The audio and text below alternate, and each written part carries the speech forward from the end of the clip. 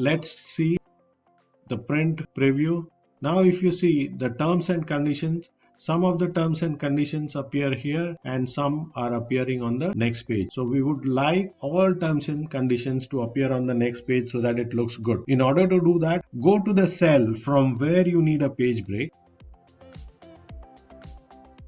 So that should be in first column, of course. Go to page layout tab, then breaks.